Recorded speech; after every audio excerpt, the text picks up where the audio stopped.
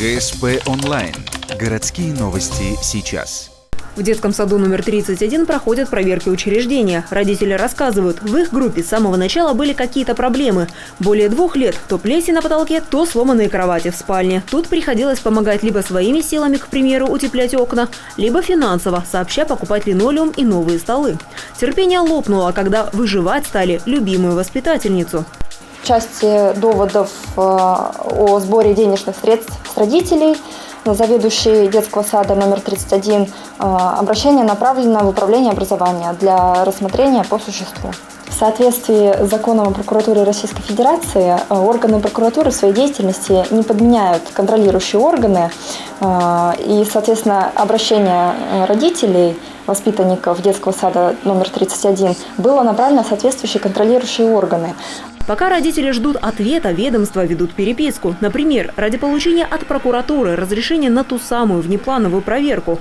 Кроме того, у Роспотребнадзора лабораторный контроль, у отдела надзорной деятельности МЧС проверка документов, в том числе на наличие бумаг о проведенном инструктаже о запрете курения на территории дошкольного учреждения.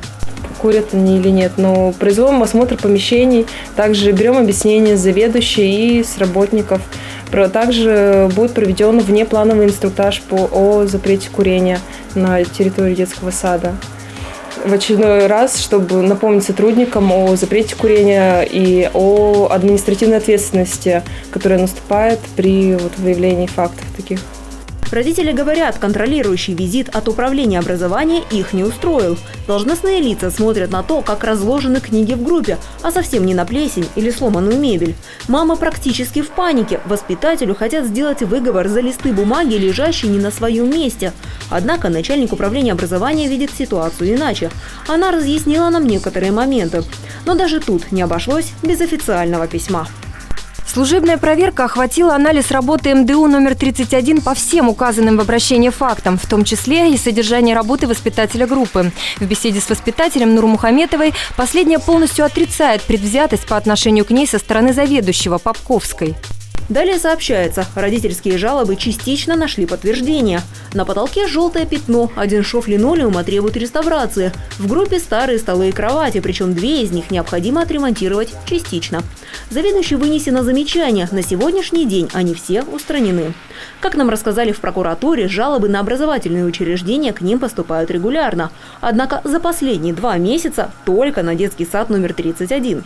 Предыдущий сюжет съемочной группы ГСП онлайн наделал немалую шумиху, в том числе в интернете. Там уже заведующая поработала на выходных, замазала плесень, сломанную мебель заменила. Перед проверкой СЭЦ проверка сегодня. Диалог заведующей на самом деле ни о чем. Родители 9-й группы, выпуск 2013 года, и похлеще от нее слышали. Матом крыло всех, и родителей, и воспитателей. Требовала сделать ремонт в группе, потому что мы ее использовали для своих детей. Это дословно.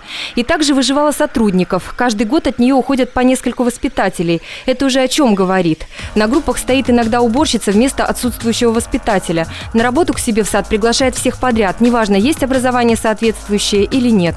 В данный момент проверки продолжаются. На это инстанциям был дан 1 месяц. Если родители останутся недовольны ее результатами, то они могут повторно обратиться в прокуратуру. Тогда ее сотрудники будут вправе заняться собственным анализом сложившейся ситуации.